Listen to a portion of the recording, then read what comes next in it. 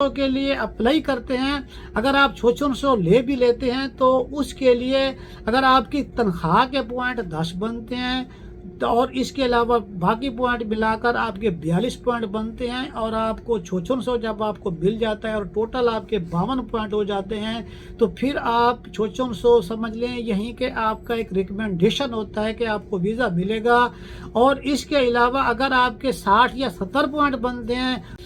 अस्सलाम वालेकुम, मैं हूं साउथ कोरिया से अब्बास हुसैन और आप देख रहे हैं मेरा यूट्यूब चैनल कोरिया पाक इन्फो। मेरे स्वीट व्यूवर्स, आज की मेरी वीडियो साउथ कोरिया में 2023 का जो खोयंगनदोंबो से छोछोनसो लिया जाता है उसमें जो की गई तब्दीलियां हैं उस बारे में, और जो नए लोग हैं इसमें अप्लाई करना चाहते हैं जो 2023 में इसकी पॉलिसीज वगैरह बनाई गई हैं उस बारे में है। मैंने इस पर पहले भी एक दफ़ा वीडियो बनाई थी 2022 में और 2021 में। बहुत सारे दोस्तों ने उससे फ़ायदा भी उठाया था, लेकिन अब बहुत सारी ऐसी बातें हैं कि जो इस वीडियो में आपको मैं बताऊंगा जो आपके मुस्तकबिल के लिए भी बहुत ज़्यादा फ़ायदेमंद होंगी और आपको छोछोनसो लेने में भी मदद देंगे। पहले दोस्तों, आपको इस चीज़ का बखूबी अंदाज़ा है कि कोरिया एक तरक्की याफ्ता मुल्क है और यहाँ पर हर किसी का रहने का दिल करता है। जो लोग E9 वर्क वीज़े पर आते हैं और कंपनी में अच्छा काम करते हैं और मालिक भी उनके साथ खुश होते हैं और वो कंपनी भी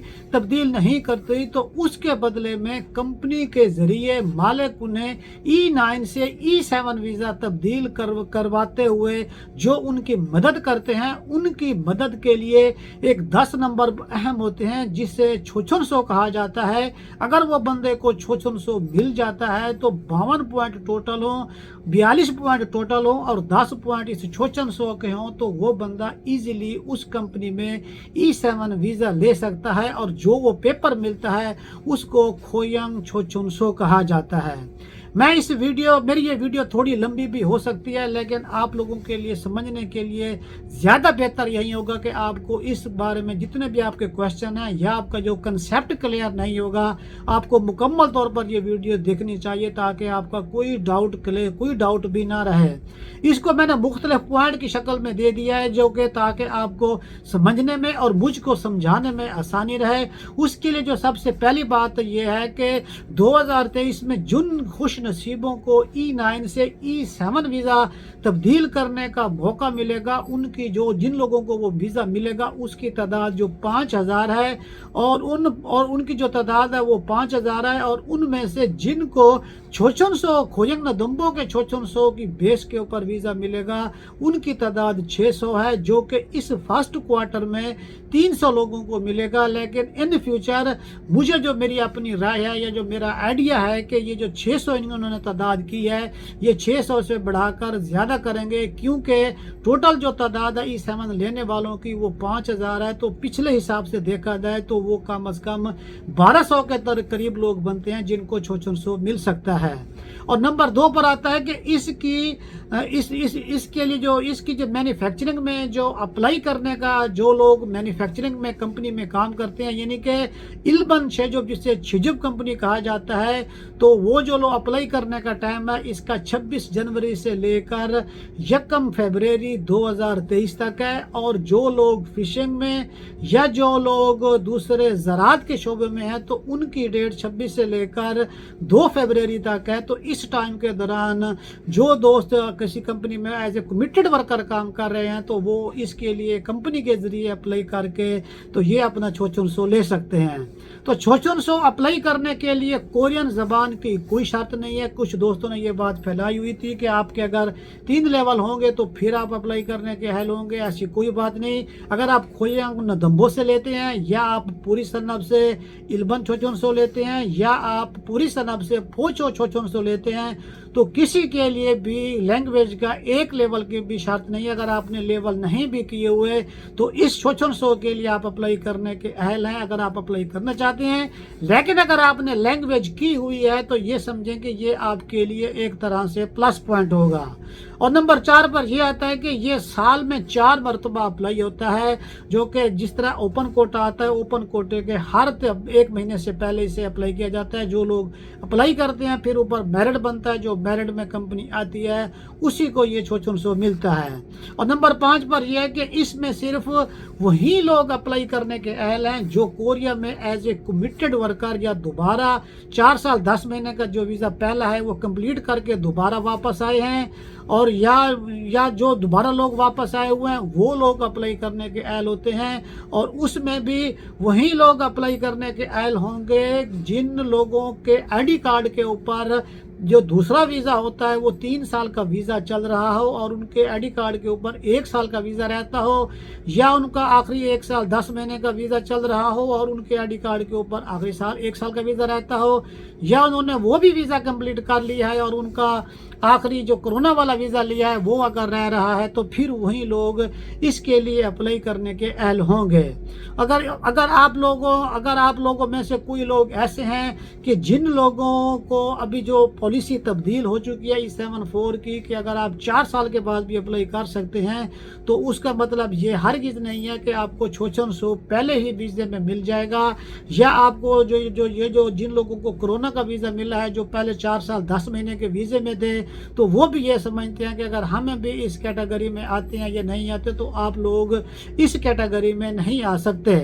और इसके साथ साथ इस 600 के लिए जिन कंपनियों ने अप्लाई करने की अहल होती हैं उनमें से जो सबसे पहले होती हैं, यानी कि सबसे पहले जो कंपनी होती हैं वो MCT वर्क या CNC वर्क, यानी कि जो पूरी सनब का काम, जिन कंपनी में पूरी सनब का काम होता है। मैं यहाँ एक बात और ये भी बताता चलूँ कि पूरी सनब कंपनी में काम करने वाले वो खोयंग दम्बो का भी 600 ले सकते हैं और वो पूरी सनब खुंगदान से भी 600 ले सकते हैं, लेकिन जो इल्बन छेजो में काम करते हैं तो वो पूरी सनब वाला 600 नहीं ले सकते, वो सिर्फ खोयंग दम्बो वाला ही ले सकते हैं। अगर आप पूरी सनब में काम करते हैं तो आपको दोनों में से एक ही लेना चाहिए और आपको एक ही मिलेगा, और अगर आप दोनों साइड पे अप्लाई कर देते हैं और आपको दोनों मिल जाते हैं तो आपको पॉइंट सिर्फ और सिर्फ एक के ही मिलेंगे, दोनों के नहीं मिलेंगे। और इसके लिए जिन कंपनियों में लेना है, एक तो पूरी सनब होगी और उसके बाद जो इल्बन छेजब होती है उसमें जो जिन कंपनियों में लोहे का काम हो, फूड का काम हो, रबड़ का काम हो, प्लास्टिक मोल्डिंग का काम हो, शिपिंग का काम हो, या उसमें जो कपड़े का काम हो, इसके अलावा जो पक्स की होती हैं जो कंपनियां होती हैं उसका काम हो, और उसके अलावा जो नामो लकड़ी का काम हो, तो ये सारी वो कंपनियां हैं जो इसमें शामिल होती हैं। अगर ये कंपनियां नदम्बो के रूल के मुताबिक पूरी उतरती हैं तो ये सारी कंपनियां अपने वर्कर को 600 लेकर दे सकती है। लेकिन जब ये अप्लाई करेंगी तो क्योंकि पूरे कोरिया में 16 ममालिक के लोग होते हैं, तो हर कंपनी में कमिटेड वर्कर होते हैं जिन्होंने कंपनी तब्दील नहीं की होती, तो वो सारे लोग अप्लाई करते हैं। लेकिन फिर जब आपकी क्वालिफिकेशन देखी जाती है, उधर कंपनी के पॉइंट देखे जाते हैं, तो फिर फाइनल में जाकर फैसला किया जाता है कि इस बंदे को देना चाहिए या इस बंदे को देना चाहिए, फिर वो बाद में जाकर इसके लिए फैसला करते हैं। तो इसमें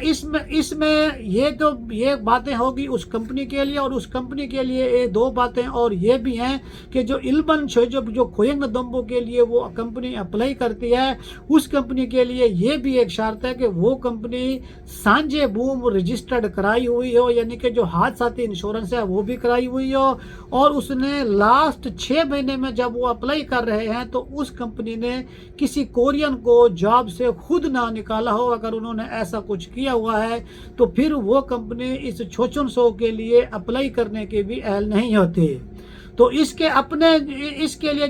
लिए जब आप अप्लाई करना चाहते हैं तो आप बजाते खुद अप्लाई नहीं कर सकते, ये कंपनी के बिहाफ के ऊपर ही मिलता है, और उसके अलावा अगर आप खुद जाके अप्लाई करते हैं तो नहीं कर सकते। लेकिन कंपनी के ज़रिए या कंपनी का खुद बंदा कुछ जाएगा या कंपनी के ज़रिए आप फैक्स के ज़रिए करेंगे, तो फिर भी आपके जो डॉक्यूमेंट्स हैं वो वहाँ पर चले जाएंगे और आपका अप्लाई हो जाएगा। और आपकी तरफ से जो डॉक्यूमेंट्स उन्हें देने होंगे वो आपका सिर्फ और सिर्फ